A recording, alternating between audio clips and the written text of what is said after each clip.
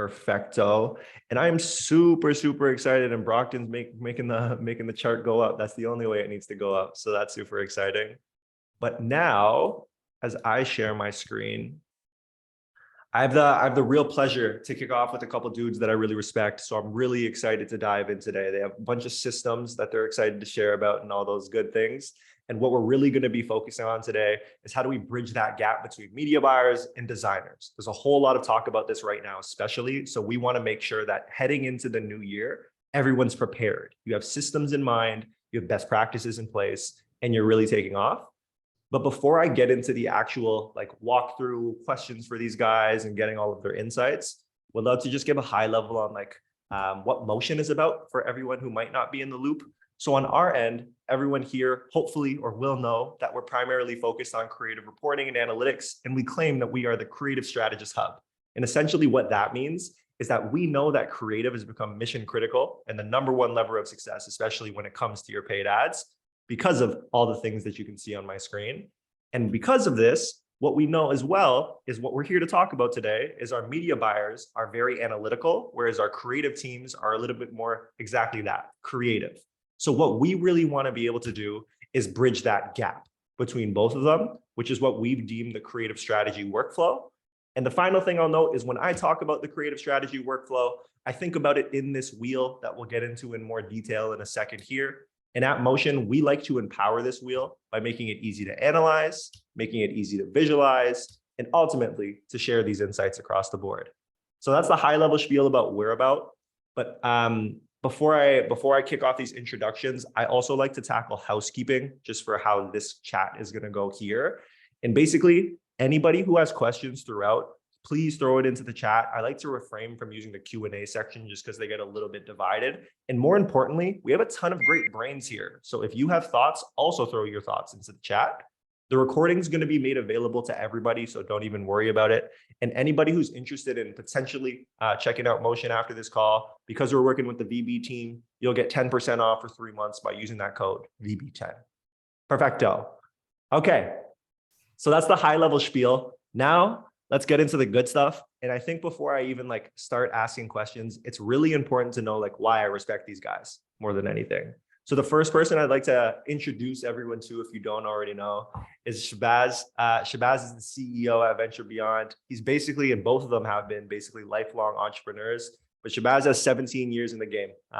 It ranges from all different types of experiences, from ultimately team building and building a company, but also really heavy on like the production and design side. So he's going to be able to bring that really creative brain with that business acumen that's accompanied with that. And then on the other end, we have Cem. So Cem, I've already said it, lifelong entrepreneur, crushing the game, but Cem has 5 years just like running paid ads, funnels, and all that kind of stuff. And in digital marketing, we know that's basically a lifetime, right? So he's been absolutely crushing it on Twitter. If you haven't seen him, just posting all different types of things related to scaling, UGC scripts, and everything to do with creative and just performance overall. So overall, super excited to have these guys. Welcome to the party. Welcome to the party. Thank you very much. Good to be here. As a solid introduction, man. 17 years experience. You're making me feel really old now. Stop this. We were chatting about it earlier, though. We're still hip. We're still hip. We know what's going on with TikTok. We know what's going on everywhere. Hanging in there. Awesome, guys. So to kick off our event, I'll keep my screen up, but if you'd like to share throughout, please just let me know and you know you've got that. But I think like just to ask a very broad question up front when we're here to talk about like the main topic we are, something I'm curious about is, in your words, and Shahbaz, I'll throw this to you first, what is the ideal relationship between media buyers and then designers or creative teams? And why is that so important? Yeah, I think you kind of like the picture of the brain was good because it's where there's always like a conflict between left brain and right brain thinkers, right? So media buyers, super analytical, spreadsheets, data, tracking attribution, website, CRO. It's a whole different kind of like way of thinking to a creative team. And also, when you get a classic data person and a classic creative person to talk to each other, sometimes watching them in a room is like, it's like a battle, right? Mm-hmm. It's pretty challenging. We've seen it several times, and they just literally do not talk each other's language for the most part, right? So I guess what we've done is like to solve that problem is actually like build a process that allows them to communicate. You putting structure into things. And I think honestly, building that relationship between the two is really, really important. Motion's definitely helped. And again, this is a loose plug, but it is a plug. Like it has helped us actually to bridge that gap, because effectively it's broken down the data in a way that the creative team can really understand what's going on. And we've customized our reports in such a way that the GSs and the media buyers, we call them growth strategists, and the creative team, of which we have like quite a few different roles, they all talk the same language now, because they're like, hey, check that report. What's that metric? Whereas before it's like you'd say a number on a spreadsheet and your video editor didn't really understand what that meant. So yeah, for that, I just want to give props to you guys for building a tool that made sense for us. And yeah, like I think kind of managing that relationship is absolutely key to drive performance, because the growth strategists really know like what's working in the account, but the creative strategist is the one that put it there in the first place. So it's kind of like, it's like yin and yang. You've got to have this like symbiotic relationship between the two, in my opinion. I love the yin and yang reference right at the end there, because it's exactly that. And like Jem, when we're talking about that yin and yang, like we know that you lean into those funnels and being able to build the appropriate structure and like scale there. I guess like the question I'd ask to you is, when we talk about this harmonious relationship between the two sides of the brain, what role do you think media buyers play in that like leveling up along the way? Yeah, so definitely like the way we look at like media buyers here in VB is like not just media buyers, but they've got to be growth strategists, right? So they've got to understand, okay, creative to a high level. You know, they don't have to be now to do Photoshop or Premiere Pro or anything like that, but they've got to know, okay, what does a performance creative look like? How should a hook look? How should a script look, right? Be good enough to know what a good creative looks like, but not necessarily need to be in the weeds of like, you know, writing the script and think, right? Because ultimately the growth strategists for us, they drive the team forward. They hold the team to account to the spend and the ROAS target. Where they really come into the flow is being able to, let's say, analyze the data from, like you said, recent creative tests, right? Being able to dissect with motion, okay, this creatives are working, here's why, because of the high hook rate, because of the attention rate, because of the high CTR, and then being able to communicate that with the designers, but in like a very simplistic manner. So like, you know, we used to really drown in like spreadsheets, right? And then trying to get designers to like read the numbers and trying to show them our correlation analysis and all that stuff. And it was just really difficult. So what you need is like the media buyer to be able to take all the data and just present like a really nice, simple case, like literally green, red. This ad is working because of this hook, because the hook rate is 30%. This is why I want you to use this hook in the next brief, the next batch of ads. But pretty much our media buyers kind of run the mini teams that we have. We call them pods, right? And it's like they almost give like a shopping list to the creative strategists and the creative team of like, hey, focus on new concepts or focused on variations. Like of the tests, we're going to run this many new concepts and this many variations, because I've got this much budget that's scaling and this much that I need to find a new opportunity with, right? So they actually dictate like the overall volume of creative and what gets focused on, right? And then they present the data to the strategist to say, hey, within new concepts and variations, like try these different things because they seem to be working in the numbers.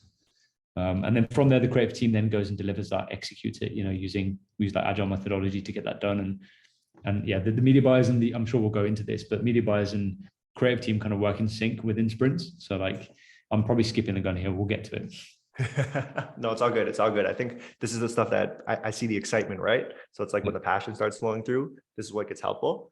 I think like when I start reading between the lines, what I really love is, as much as we're talking about like, okay, the creative strategy, these loops and that stuff, when you're talking about your processes, it's like people know what they're responsible for at the end of the day. So when we're talking about bridging this gap, it's almost like, how do we make sure that everyone knows what needs to be done? And to bring it back to like just to kind of kick off our conversation of how we dig into this process a little bit, I just wanted to start talking about in how we view it being the wheel here. I just want to start talking about research up front more than anything. So I'd like to think, and correct me if I'm wrong, that the first thing is just getting acquainted with the brands you're working with and caught up to speed, right? So what I'm curious around, if honestly both of you could shed light into, is just from a research perspective, who leads that process and where do you even start for the most part? So the person who drives that process is generally the creative strategist, right? Because they've got to be really in tune with like the brand, the messaging. They're the ones who are going to be researching the competitor creatives and landing pages anyway. So that's the one who drives it. But in terms of they're not going to be the single person that does this. The growth strategist, like our media buyers, will also get involved in filling out the research document, which we can screen share and show you. The copywriters who'll be writing the copy for like advertorials and sales pages, they will need to be involved, and they generally have some of the strongest research skills as well. Naturally, being copywriters, so we get them involved as well. So generally, like just the whole team working on the account will go through it. The designers will research the creatives. They'll go on like ads library. They'll save the creatives on Foreplay. They'll go on to like AdSpy and stuff, and put all their creatives in. So really, the whole team generally contributes into what we call the client 101 document. So on this, we'll literally go through, like, there's so many different things in here, right? But kind of in summary, you can kind of see the list of things that we do here, right? So we go deep on like our competitors. Like we're constantly watching our competitors, like almost every day. So you better watch out, guys, if you can see any of our brands competitors. But so we're going through kind of all their ad libraries. We're looking at all their landing pages. We're keeping a full log of like their landing pages, which is saved here. We pick up like all the products that our brand is kind of selling, go through all the features, the benefits, kind of write those all down. Again, this, like as Cem was saying, the strategist kind of like leads that process. They also write down like what objections that customers may have, and you can pick those up from Amazon Amazon FAQs. You can pick them up from the website. You can ask the brand. They'll usually have a kind of deep insight into this. Like you see here, we've got like a list of competitors. We go through all their landing pages, and then we do something called, I'll just show you one of these. So we do a process called review mining. So where we literally get all the reviews from like the website, from Amazon, Trustpilot, Google, Facebook. And we do like a word cloud. So the list ends up being like 2,000-3,000, for example, for a brand, right? We have an admin staff who does actually sit through every single one of them and writes out, like just categorize them in summary. And even though it's a really lengthy process, it's worth doing because actually some of our angles come from that. So our messaging, our copywriting, our hook scripts, our content creator scripts, all starts from there. Before it starts from our brain and we make things up, we actually go to the reviews, because like, why would we try to re-engineer people who we already know are the customers, right? So we literally start from there. And there's been cases where we've literally just run a review and it's worked amazingly, or we've taken something that a customer has said and we've literally just put that in the hook and it's crushed it, right? So we do go through a lengthy process on that to start with. You can see we even like do a sentiment analysis, and then we kind of like summarize this all together in like a summary table, right?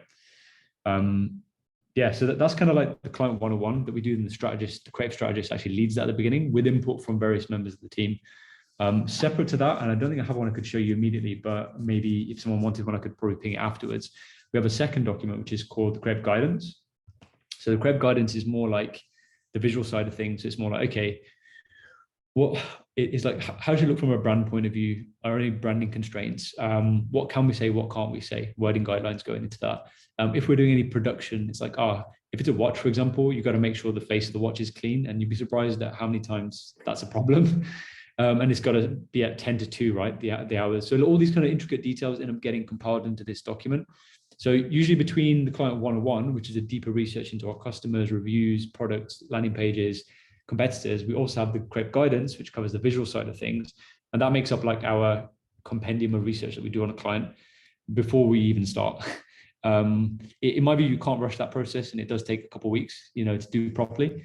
And then that really helps to inform the strategy. And I think like we've made this mistake in the past, right? We've grown like through this, but early days, we'd make a lot of creative and we just chuck everything at the wall and expect something to stick, right? Which is, I know, a process that like probably something that a lot of people go through when they're running accounts. Definitely when we audit accounts, we see that all the time. Like the amount of like learning limited and stuff, because people are just launching too many ads, disaggregating their data across so many ad sets, so many different ads, right? And like, how the algorithm works, right? It needs to consolidate data to make it smart.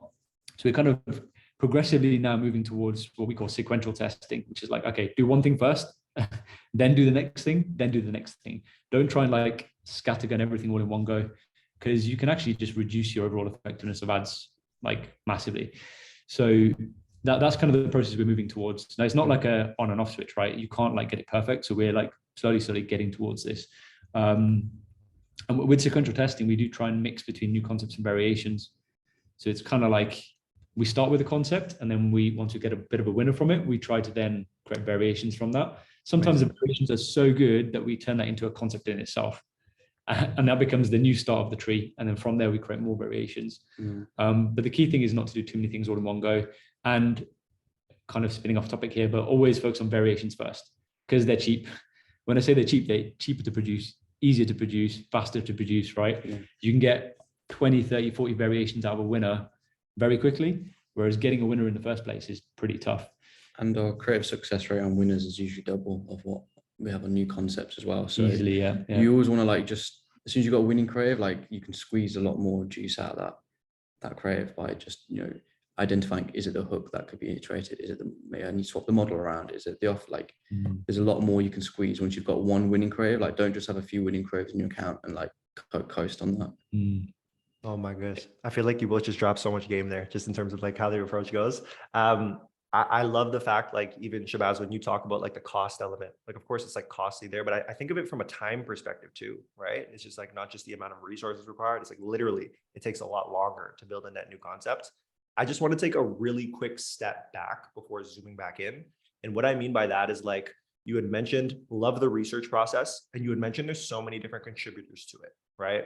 So ultimately, from what I'm hearing, it sounds like one end, growth strategists are our media buyers. We have a creative strategist who lives somewhere in the middle. And then we have like the creative team or the designers, copywriters, and all of that kind of stuff, right? The creative strategist, from what I'm hearing, is driving this entire process.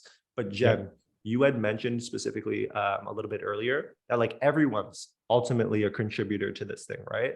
So I'm trying to give the audience here a sense of like where someone's job starts versus where it ends. Now there's overlap between roles for sure, but I'm thinking about it like the question I have is basically creative strategist drives. Are they just assigning like, hey, growth team, you fill out this tab, creative team, you fill out this tab, or what does that start to look like? Does that make sense?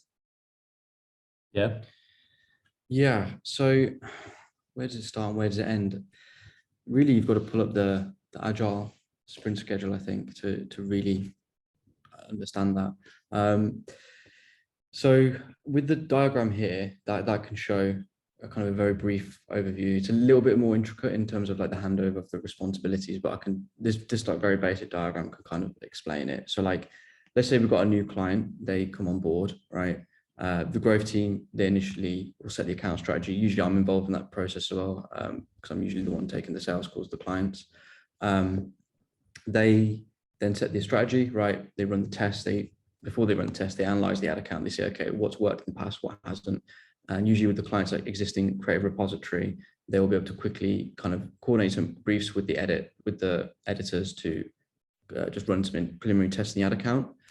That then gets analyzed, right? We've got like a database, like GDS dashboards that like just show all the creatives, breakdown per day, by sprint, by angle, whatever, right? Then the CS, creative strategist, will analyze, okay, listen, in that sprint, we define a sprint as a 2-week period. What ads worked, what didn't, why did these ads work, why did they not work, right? That then, I guess, like triggers like triggers briefs to go to 2 parts. One is the production team. So we've got a studio just literally over there. We bring like actors in, models in, and any like creative concepts that they've seen work in the ad account, right? We will coordinate that to shoot in-house as well. And then also it will trigger briefs to get sent out to the content creation team, who with our network of content creators, we'll send out briefs. We'll tell the content creator exactly, okay, we need these kind of shots, this testimonial, this unboxing, this amount of videos, you need to say this.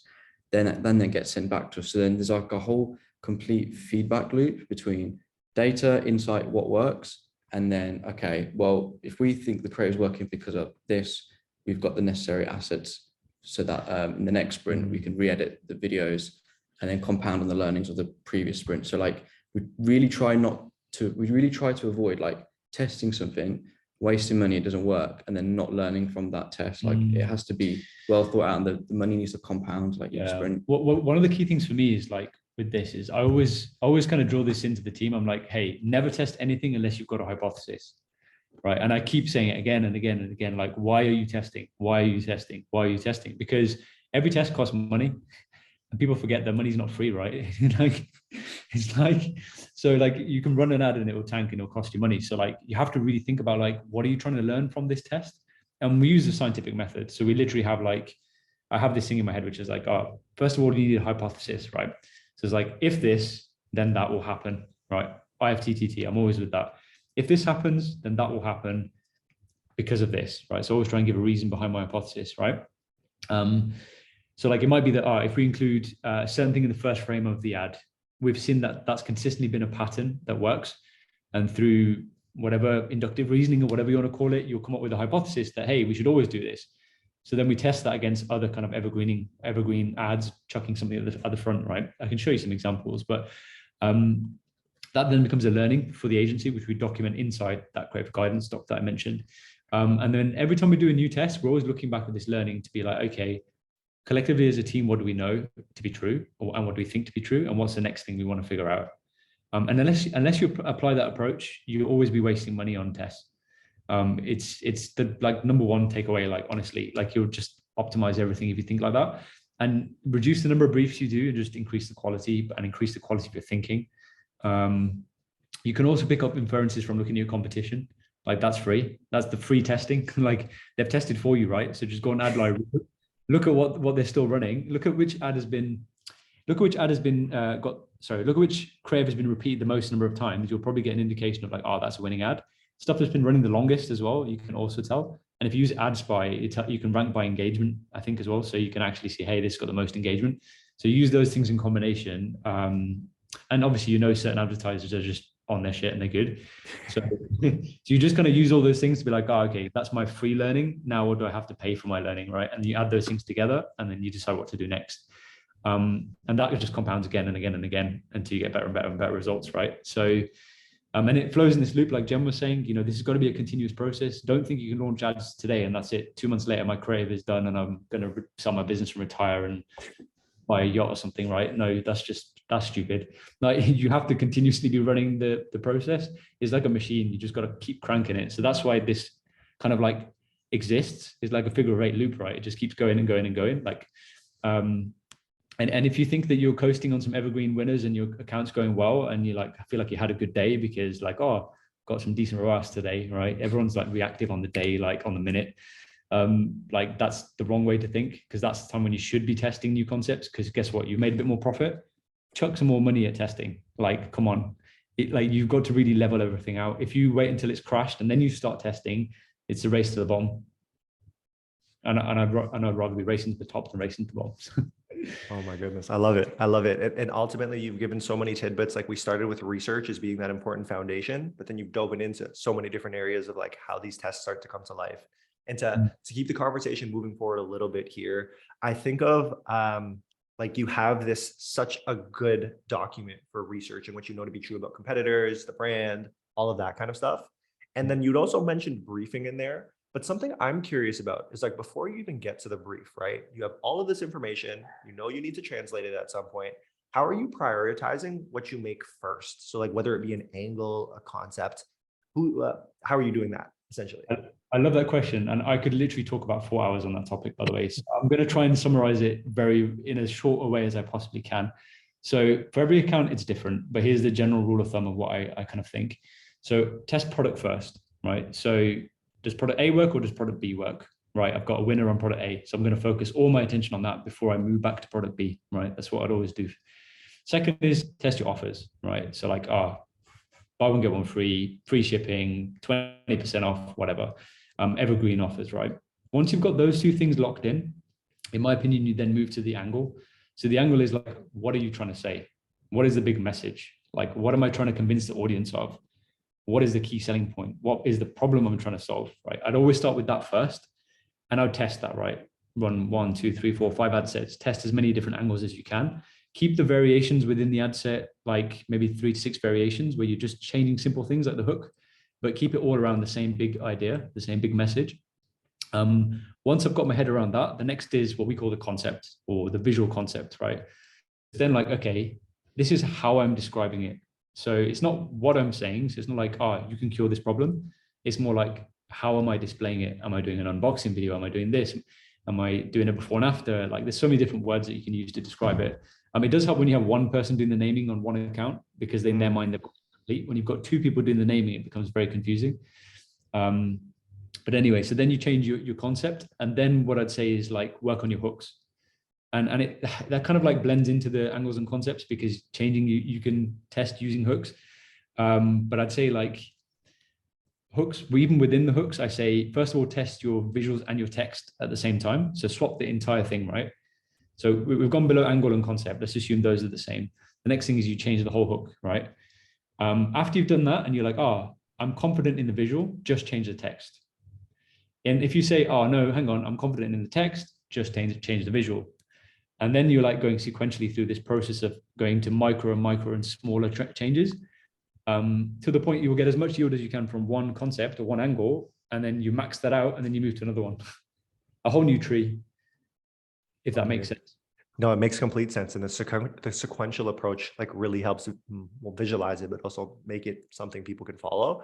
And there was actually a final point on there. Like you've written them down there. So I just remembered. So 6 and 7, I'd probably say is you want to check. The next thing is test your content creators. So like once you've got all your winning angles, hooks, concepts, work with creators that you regularly work with. So you've got an easy relationship to quickly test these things. Then once you've got that 1 to 5, like, locked in, then 5, 10, 20 content creators, get them to do their own slight variations on things. And that will add its own randomness, and that's fine. But I'd say that's the next thing to test, because it's more expensive to get more creators on board, right? And outreach and do all that. It's a lot of work. And then the final thing I'd say is like design variations. And then these are, by the way, in order of sequence, like from most important to least important. And it does change depending on the condition of the account, if we've got winning angles, that kind of thing.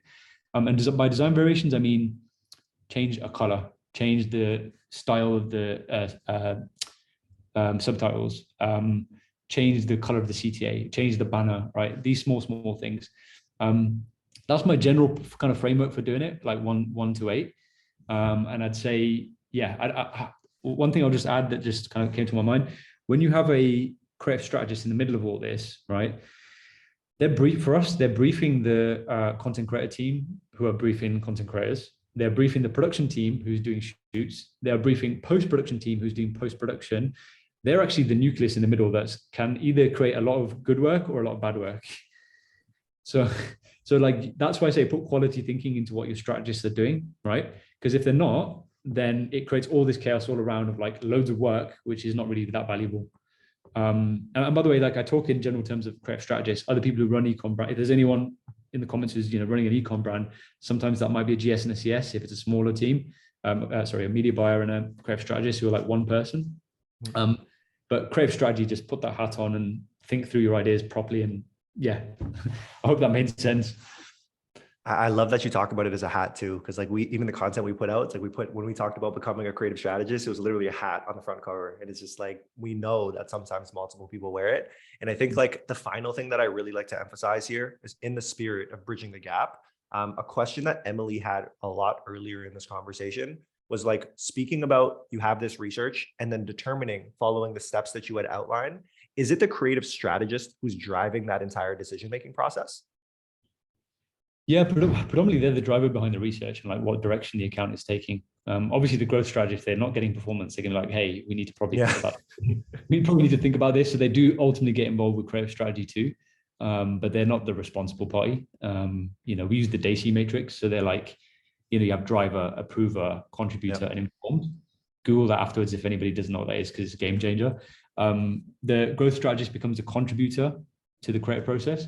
Whereas the creative strategist is the clear driver of the process. Gotcha. Okay. There's a bunch of questions flowing in that are talking about like the evaluation and analysis of what's going on there.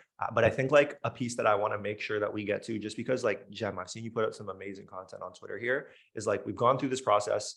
Shahbaz, you had mentioned all of the different briefs that ultimately have to be created. So I just want to talk about reducing the number of briefs and just making sure there's quality there, right? So in this briefing bucket, how do you all think about briefing and what's important and what is a quality brief at the end of the day? Good question. Do you want me to screen share on this one? Yeah, go for it. Bear with me. I'm just going to bring up a little screen share because I can just show you how we kind of do it. So can you see my screen? Yep, we got it. Okay, cool. So it's a deck I did for something else. But we brief in different ways. Do you mean the post-production part, right? So when you've got the content back and you're now sending it to a video editor. Ooh, so it could be both, in all honesty. So it's like literally like the creative strategist initial ask that's going out, and then there's the post-production part that's also involving briefing. Yeah, so what I will do is I can share, I'm doing this in real time, so just bear with me a second. Appreciate you, Shahbaz. People can access this link afterwards, by the way. There's a bunch of templates on there that people can literally just use. If you want to copy paste that, that's not a problem. But inside here, so that's the one-on-one document I was talking about. If anybody wants that, just pinch it. It's a template, use it, abuse it, do what you want with it. Throw the URL in the chat if you can, just so that people can get to it. Yeah, Jem, do you want to chuck that in the chat? So we kind of do it like this. So we've got a template here. Hopefully my internet is quick enough. So again, I'll just talk about the content creator brief. I'll talk about it briefly because I'll be here for ages talking about every brief type. But content creator brief, what we normally do is we make something like this, right? So we have like this slide deck that we send out, right? So kind of covering the vibe we want, some details of the campaign, deadlines, product information. We record these little GIFs. This is Mishka in our studio. Record some GIFs of like do's and don'ts, some general guidelines, and then we get to the actual brief itself. And we found that keeping our briefs visual is usually pretty good. We do it in GIFs, right? And it just makes it very easy to demonstrate to the creator exactly what we're after. In some cases, we give open briefs, by the way, which are a lot more loose. So that's more like, hey, here's some talking points. Here's the products. Give us what you got. And usually we'll use that for either content creators who are really good content creators, or so they kind of know what they're doing, but they're usually more expensive, or people who work with regularly and they've got the product in hand and they've worked several times in the past, right? Or also when the creative strategist is too busy and they're like, shit, I've got to get content, but I haven't got time. So they give more open briefs because they're very quick to write. This example I'm showing is more like a closed brief, which is like more specific. So we might include an exact script, exact shots for the hook, the B-roll content that we need, and we'll go through in pretty specific detail of like what we want and a testimonial, right? So that's like the content creator briefing process. We have started to use scripts as well now more recently, and we've been engaging with actors and stuff, and that's a whole new thing that we've been doing. And I probably, if anybody wants that, shoot me afterwards. I'll send it to you. I can't get it now, but I can send you that, an example of a script that we've done. So in terms of then, once the content's come back, so I'm just covering content creator team. I'm not covering production because I assume a lot of people don't have studios, so that's fine. You get the content back from content creators, and I would always say, get the raw content. So although some content creators are good at video editing, the truth is you want the raw content so you can create as many iterations, versions, messaging as you can. And sometimes even by reordering the clips in a certain way, you can say a different message. So you can get much more yield from that content that you paid for, right? So I'd say always get the raw assets. We never ask for edits from content creators. I know some people do, but like it's never quite there, we find. So then with the post-production process, we've got the assets back. We use Frame.io to actually host our assets. There'll be like a review process. So our content creator team will look through the assets, they'll comment on them and say, hey, use this for a hook, use that for this. They'll check it back at our creative strategist. They'll then kind of review the content and actually then start the post-production process, right? Which is kind of like what you can see here. Again, we have open briefs and closed briefs, and I haven't covered every type on this deck, but like open briefs are usually like, here's a general direction I want you to take for the ad. Here's the angle, here's a big message. Hey, video editor, give it a go, see what you come up with. Again, more skilled editors, people who have more experience on the account. Again, if the creative strategist is too busy, which does happen if we need to get the throughput. And then we have like closed briefs. So this is an example of a closed brief where we're like actually quite specific about what we want. So we'll literally put, I don't know if you can see that because it's super zoomed out, but we literally put like a timeline of like, use this clip, use this clip, use this clip. Here's the copy, here's the copy, here's the copy, right? And we'll show the different versions that we want. There's definitely pros and cons of doing each one. We do a combination of both, to be honest. And I'm trying to get it to the point now where by the end of a sprint, a 2-week sprint, we've got all of our open briefs stacked up, because then on the first day, people have got stuff to work on, that if then the creative strategists are catching up in the first week of the sprint to do all their closed briefs, by the second week, the video editors can pick it up, right? So this is constant like flow.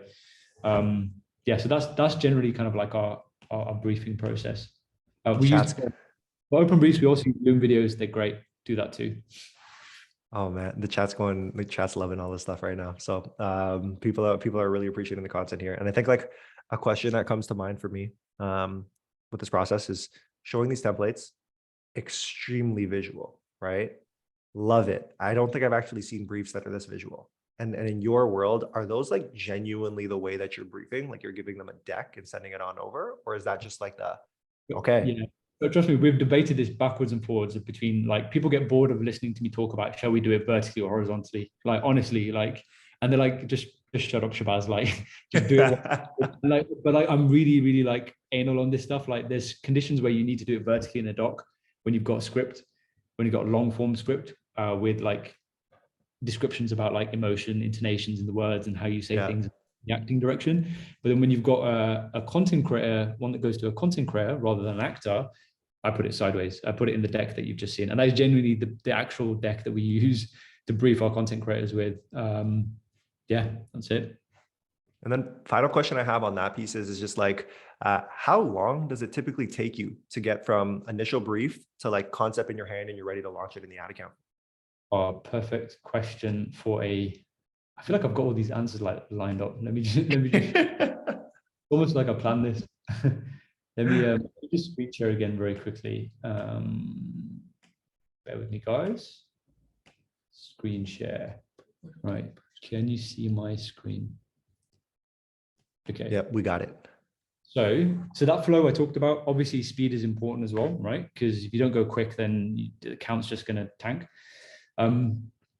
We put like internal, so we have like input KPIs, output KPIs, and SLAs. So SLAs is like a turnaround time. KPIs is like key performance indicators.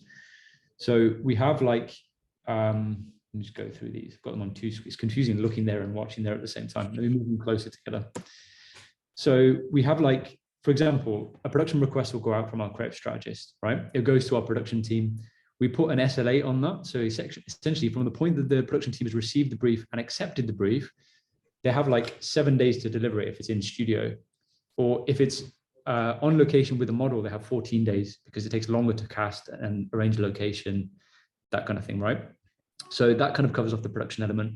For content creator team is kind of like similar, right? So if a content creator already has product and we've already got them identified in our list, is like 7 days. If it's an outreach process and they don't even have the product, we allow like 21 days, right? And of course, we don't always hit these SLAs, but it's just a process of like continuously improving it until we find the problem ones, right? This solution started when I went into our backend system and I saw that there was a post-production brief stuck for like 9 months. And I was like, why the hell is this thing stuck for 9 months? It's just bumping up the list. So then we put these SLAs in place to make sure it all gets cleared. And anything that goes past a certain amount of time, our post-production manager comes in and says, hey, why is that taking so long? Either delete it, put it to the backlog, or launch it. Like, come on, why is it stuck in the middle? It makes no sense. So post-production requests, 7-day turnaround always, but that includes client approval.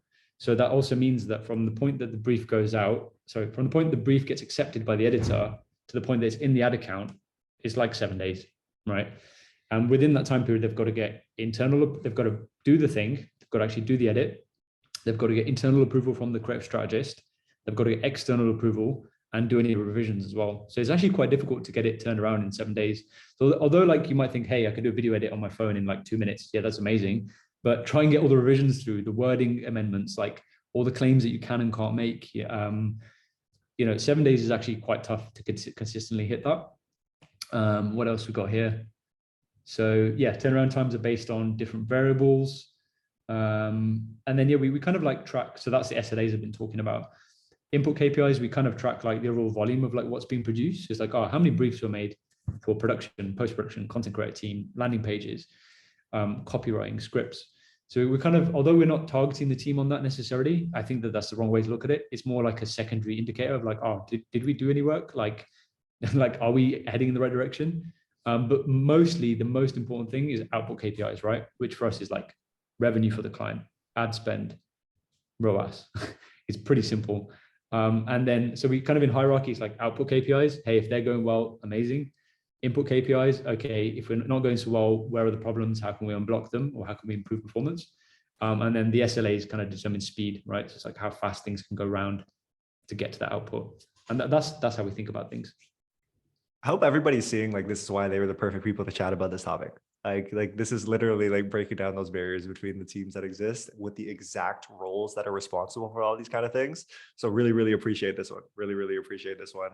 And now we've gotten to the point of like being able to actually produce the asset. So when I go back to sharing my screen here, where that now brings us to is Jem, I think this is where you start to shine, right? When we're talking about launching into these ad accounts, right? Like there's so many things that we can ultimately talk about here. I think the very first thing that I like to discuss is you're talking about the sprint structure. What is the account structure to allow this stuff to go live? Yeah, so typically we use a very simplified account structure. We use the least amount of campaigns and ad sets possible to maximize the amount of conversions per ad set, get out of that learning phase quickly. So typically, you know, our accounts may only run like a few active campaigns at a time, like 2 to 5, and we'll only create a campaign if we have to, like for example, if we're testing Advantage Plus, or if we're doing like a bid cap versus cost cap test, which we don't even do that often, right? And we're using Facebook A/B test feature to do that. But generally, like most of the work that we do is going to be in like a singular creative testing campaign with like hundreds of ad sets in there. So typically we've got our main creative testing campaign, right? And generally the winner creatives in there will get scaled up. So we'll have like creative testing campaign, and there'll be like a couple ad sets on there, like 20K per day budgets, and then maybe some others that are like 500 a day budgets.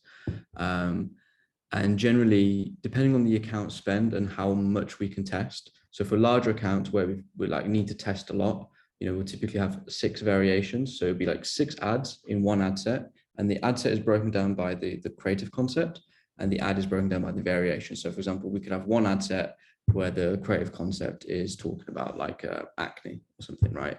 And then we have 6 variations of the ad where maybe the hook is different in the ad, but those 6 ads are still talking about like acne, right? And the certain to get rid of it. So, and then for our smaller accounts, right, which we only have 3 variations. So, you know, that's because we can't test as much. We need to be a little bit more conservative on the budget. So generally, like our account structure, like it's not actually complicated. What is complicated is our creative, right? Because everyone who's like selling these courses, right, loves to like make all the account structure seem really complicated. Honestly, what you need is just like a couple campaigns, one creative testing campaign that mostly works in there. You know, if you're running DPA ads, obviously you've got a separate you have to have a separate campaign for that. But apart from that, like I wouldn't make it too complicated. We only run really broad audience as well, never really do any interest targeting. Like we have one account last month that spent $2.2 million, 18 to 65 male plus international. Like the only targeting in there is just excluding all the countries that like have bad ROAS. That's it. You know, Facebook algorithm is very, very good at the targeting. So yeah, in generally, we just use simplified account structure. If you look it up, it's on Facebook's like documentation. You can read more about that there. It's really not complicated. Love it. It's the KISS formula. Keep it simple, stupid. You know what I mean? Just make sure we're good to go and the creative's doing the work. That was a question that actually came from Daniel in the chat. And another big concept to follow up there is just like the idea of statistical relevance or statistical significance at the end of the day, right? Justin asked the question. It's just like, how long are you typically testing to get to that stat sig range? And I know it's a combination of time and spend, but talk us through that. That is a really, really good question. So it depends on the test, right? And how far away the test is from the user seeing on their phone determines whether we go to stat sig or whether we kind of use a more binary, like not as scientific method to do that. So to give an example, is going to be where you use stat sig is in a CRO test, right? So you've got a CRO test, you're running, you know, a few 100,000 sessions on variant A, a few 100,000 sessions on variant B, right? Now, because that is so far past the click, the landing page, to the offer, right? And maybe your test on that landing page could be like the variation hero image or variation headline. You need a lot of sessions to have produce enough of a lift that is statistically significant. So we would conclude the test at 95% stat sig, right? And to do this, we use Spiro's A/B test calculator. So even though Google Optimize gives you like what the winner is and what's not, if you just look up Spiro's A/B test calculator, you can input like the sessions, the transactions, the conversion rate you're getting, and it'll give you a more accurate view. And it'll also tell you what the estimated monthly contribution is, which is basically what is the added revenue lift, right? Google Optimizer doesn't tell you that, Spira's one does.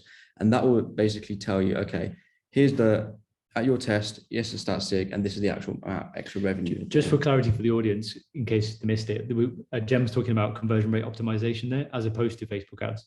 Yeah. So we use StatSig to go on that to do the CRO part because it's far past the click.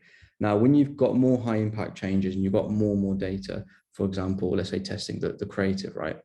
You've got to do a bit of a cost benefit analysis here, like a variation in a creative, like the hook.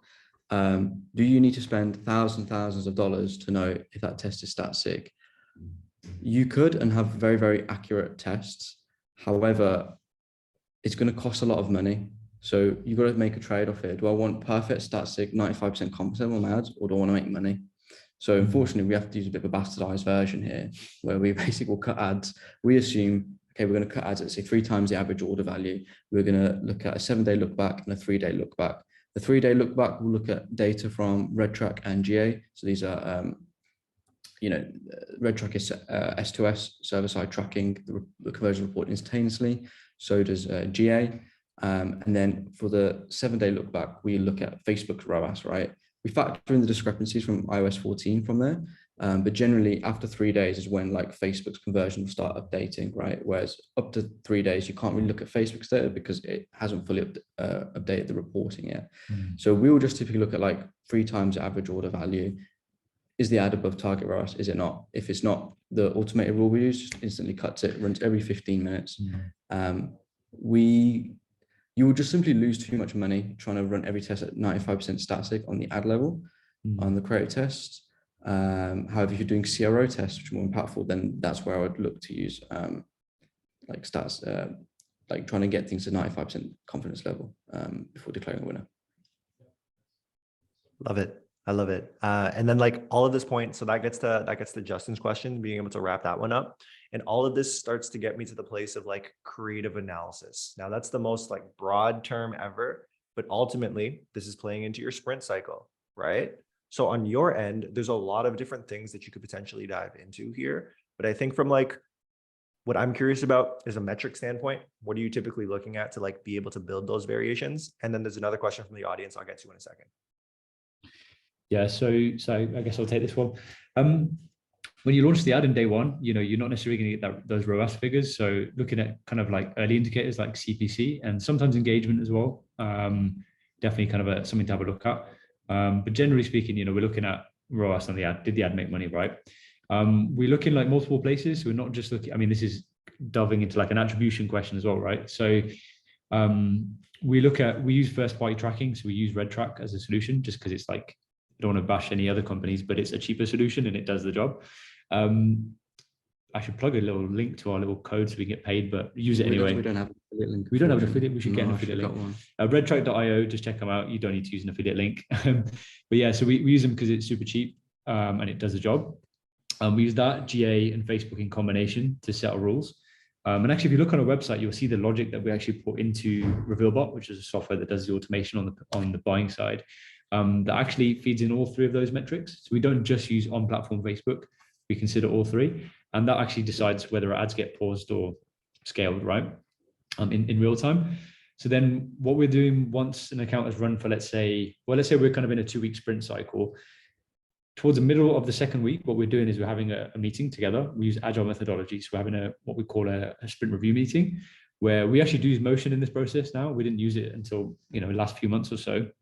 Where we built a bunch of reports where we go through like, okay, what are the winners been for the last couple of weeks? And we do it just based on inside. It's a bit skewed because inside motion, you can only see Facebook ROAS. So you do that, use it as a starting point because it's easy for, the correct team to see that. And then the growth strategists also bring to the table what the data says from GA and RedTrack, maybe WooCommerce, right? We combine all that together and then we decide, okay, these are the things that we should create variations from. Even within the ad itself, we'll look at stuff like hook rate and we're like, okay, this one's got a good average watch time, but the hook rate is low. So we'll do rotations on the hooks. And that's like a situation where we've got low confidence in the hook and we might change the text and the visual, but we might keep the same cell sequence. I'd always say optimize your hooks first because they're the easiest, cheapest, quickest things to produce. You can even use voiceovers, TikTok robot voice, like whatever, right? It's just, you don't even need a content creator.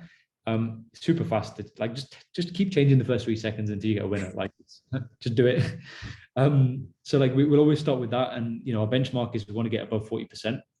30% is still acceptable, but 40 to 50%, you've got a really winning hook there. At that point, you've kind of like, I say, maxed it out. It's pretty good.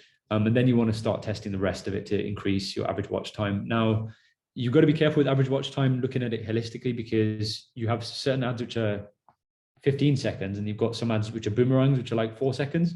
So if you're just comparing average watch time, you've got to make sure you're comparing apples with apples. And in that situation, that's not comparing apples with apples, right? And that's where actually you've got to make sure your ad naming is done correctly to be able to report on those things separately. Because if you've got a concept that is a short video, you're not going to be looking at the same metrics as if you've got a long video, right? And this is where you got to get granular on your ad naming to then get granular on your reporting, which is all possible through Motion. But to get the most out of Motion, you've got to actually have your ad naming done in a systematic way, which we automatically generate through, we use monday.com, and that with the variables that we put in for every single ad, it automatically grabs those together, puts them in the ad name, it gets launched into the ad account through a bit of automation. And basically that names the ad, right? And then from there, we're able to create the breakdowns in Motion. That's a really good question there. What's the question? Do you tailor your creatives to every single placement? Go on, you can take it. Sorry if I couldn't. I just thought it was a really good question. Yeah. When we get asked a lot. So when we start off with, no, we're just running 1 square, right? And unfortunately, yes, for Instagram stories, it will not look nice. However, for videos, we're using 4.5. Videos 4.5, yeah. So I'm talking about image ads. Because we're testing a lot, right? And we don't know what's going to work yet, right? And if we're chucking like, if we're doing 10, 15 creative tests a day, like if let's say only 10% of your creatives are successful, there's a lot of resource put into 9% of your ads from your editors to then change the aspect ratio, right? Resubmit that and get that approved, right? So the way we look at it is like, okay, we'll do 1145, right? Unfortunately, stories won't look great. We'll see if the creative converts well. It will get reduced delivery on the stories and a bit more on the feed.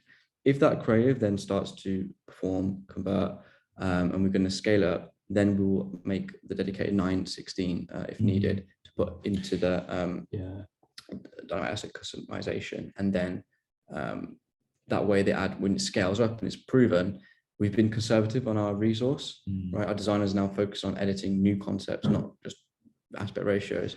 But then the ad is still tailored for every placement. Yeah, but by the way, there is a world where it depends on how big your video editing teams get, right? But like if you have let's say more senior video editors and more junior video editors, right?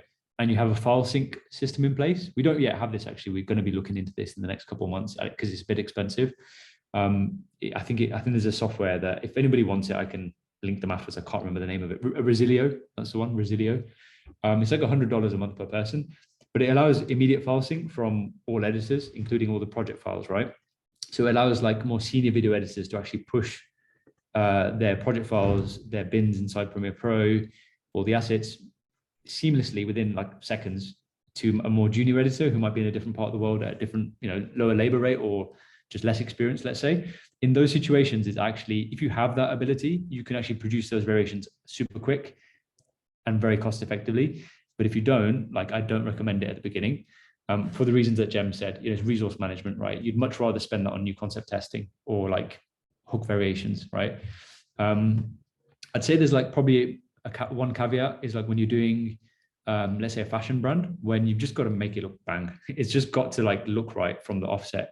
I can't even put that into words really, but like, yeah, when you're doing direct response, you can kind of get away with the 4.5s in the stories, but I feel like when you've got a fashion brand and you want it to just pop, sometimes 916 just has to happen. Yeah. And also sale ads, you would always want to make the 916 variants, and your confidence level in those working, being profitable is high anyway. So yeah, agree with that. Amazing. And I think first note is just related to Motion. We got to connect GA. We can get in there. So let's start to tell those stories. And we're actually going to launch metrics really soon that allow you to see like average watch time to the holistic length of it as a ratio instead to see how many people. So hopefully got your backs there. Sorry, everybody. Side note. But then the last question here, I think with 3 minutes left, if you can, I know it's going to be challenging, but we talk so much about making small variations off of winners to consistently extend the life. have you noticed just from your experiences that you've like how many times that you can create variations off a winner that will consistently like basically give you a strong creative score and like strong winners at the end of the day? I mean, yeah, like often. I mean, you basically once you got a winning concept, like you want to squeeze as much as you can out of it. And like we've had some concepts with millions of spend behind it, right? It depends on how big of a container you call your concept. If you start to subset that, then it changes. But I'd say like even some small micro changes can really keep your concept running for as long as possible. You know, one crate might die in 6 weeks, but then if you just create small variations, it can carry on for like months.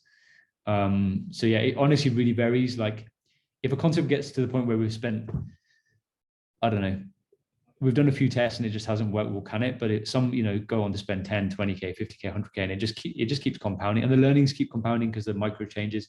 And each micro change finds a new, slightly different audience. So that's also why I like doing number 7 in the list, which is content creator testing. You're finding new audiences with your different people, right? Because people like buying from themselves because they trust themselves. So I love it. I love it. Okay.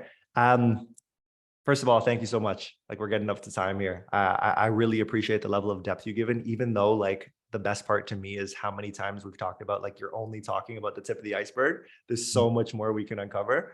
So everyone who's in attendance, everyone who's checking out the recording of this, like I hope this has been super helpful. Throw some love in the chat, first of all, with different emojis and whatever you can for these guys. Because I know personally, I learned a ton and I've really, really, really appreciated their time today. So thank you so much, guys. I appreciate you both. Thank you, man. Appreciate you having us on. And like, yeah, if anyone wants to reach out for any of the templates or anything, I'll redrop my link in here. That's like how to get in touch with us. And any templates that are not on that link, like just email me and I'll sort you guys out. Amazing. And I'm going to be sending out a follow-up that includes the recording and all this good stuff. And I'll be sure to include not only the links, but just like the contact information so you can make these connections. And as everybody knows, follow these guys on Twitter, follow them on LinkedIn. I'll include that in the email too. So we just stay all connected. Strong community we got here. So let's continue pushing forward. Appreciate it. Thank you, Simon. Appreciate it, folks. Thank you so much. Thank you so much, everybody. Talk to you real soon. Bye-bye. Take care. Bye-bye.